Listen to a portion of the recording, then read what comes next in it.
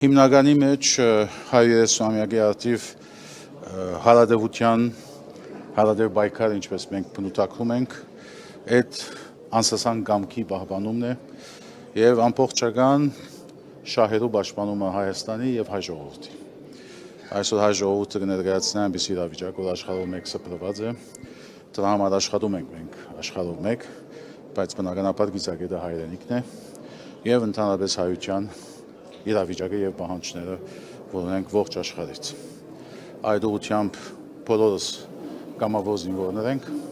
պատրաստ աշխարհելու, որ իրականացնենք այդ հիմնական նպատակները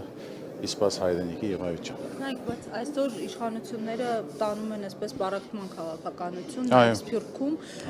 ամեն դեպքում այդ մասին ահազանգեր հնչեցնում են նաև լրատվամիջոցների միջոցով, Սփյուռքի տարբեր շրջանակներ, տարբեր կառույցներ, ասում են, որ իրենց չի գոհացնում այսպես ավանդական ինստիտուտները Սփյուռքի եւ իրենք նոր այսպես կառույցների կարիք ունեն։ Ամեն դեպքում Զարե Սինանյանը դրա համար ջանք չի խնայում։ Ձեր դիրքորոշումը ինչպիսին է, ինչ վիճակ է այս պահին Սփյուռքում, ինչին ականատես դուք լինում, պարակտում կա թե ոչ։ Նայեցեք, պարակտումի ջիք կա, անկասկած։ Պարակտումի աշխատանքը այս իշխանությունների կողմից է անկասկած։ Դա կգլխավոր է Զարե Սինանյանը, թե վարչապետը ինքը, ինչ որ լինի, վերջո իրենք փորձում են այդ պարակտումը ստեղծել ոչ թե վերանորոգելու կամ վերստեղծելու մի բան, այլ քանդելու նպատակով, որովհետև դժբախտաբար այս իշխանությունները օրոք քանդումի քաղաքականություն է, որ տեղի է ունենում։ Եվ այդ իմաստով իսկապես որ ավեր կգործվի երբեմն, բայց մենք ինքնավստահ ենք, որ Սփյուռքի ամուր կառույցները, որ այսքան տարի դիմացել են իրենց հիմնական աշխատանքների մեջ, որոնք հայապահպանումն է, հայագերդումն է, հայտարարի աշխատանքներն են, ինչպես նաև անկախացումից հետո Հայաստանի հայրենիքի ծառայելու պատրաստակամությունը, adonk պիտի մնան անշեղ։ Մենք համաձայն ենք այն գոչերուն, որ գսվի թե անհրաժեշտ է վերանորոգել, վերաթարմացնել, նորավիճ ներարկել, բայց այդ չի նշանակել եղածը քանդել,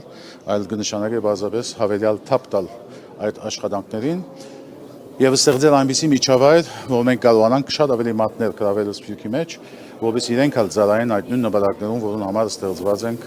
որպես դաշնակցություն, որպես հայտարարի հանձնախումբեր եւ գրասենյակներ։ Սա է հիմնական մարտահրավերը, որ մենք կարողացի չափ ընդհանցակենք, ավելի ներառենք մարդիկ, բացացենք դոգոսը աշխուժը Սփյուռքի, որովհետեւ ճիշտ է, որ Սփյուռքի մեջ վերջո փոքրամասնությունն է, որ աշխուժ է, փոքրամասնությունն է, որ հարթակի վրա է, փոքրամասնությունն է, որ դաշնագիր աշխատանք կդանի երբեմն տարբեր երկրներում մեջ, բայց նաև ուրախ ենք ասելու, որ այսօր Սփյուռքի մեջ կտեսնենք իրենց արմատներու վերաթարցի խնդիր, որ նորություն է վերջին տարիների, ես Ամերիկայի եւ Կանադայի մեջ օրինակ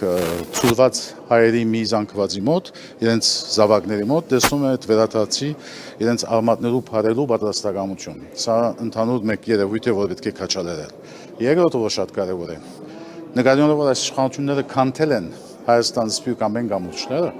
եւ դժբախտաբար ամենտեղ մի անժխտական քաղաքականություն են գերարգում, անհրաժեշտ է Սփյուռքի մոտ վար բահել հայրենիքի անհրաժեշտության խաղապարը, որովհետեւ գազ անկված նույնիսկ աշխուժը Սփյուռքի մեջ, որը սկսել են հոգնել եւ օդարվել Հայաստանից։ Սա մեզ համար անընդունելի երևույթ է, որ ամենտեղ գտնում ենք, որ պետությունը ուրիշ բան է, իշխանությունը ուրիշ բան է, մեկը մնայուն է, իշխանությունը կնայուն եւ այդ ուղղությամբ մենք չենք գնալ որևէ մեկ ժամանակ երես դարձնել հայրենիքից եւ դի շարունակենք մեր հիմնական աշխատանքները նաեւ օժանդակելու Հայաստանի, նաեւ օգնելու որ Հայաստանը ամրապնդվի, պաշտպանվի իր արտաքին թշնամիներից եւ հայտարարի մեր համագարկի առաջին հիմնական աշխատանքը հայրենիքի պաշտպանության եւ Արցախի հիմնահատցի խնդիրն է։ Դոնական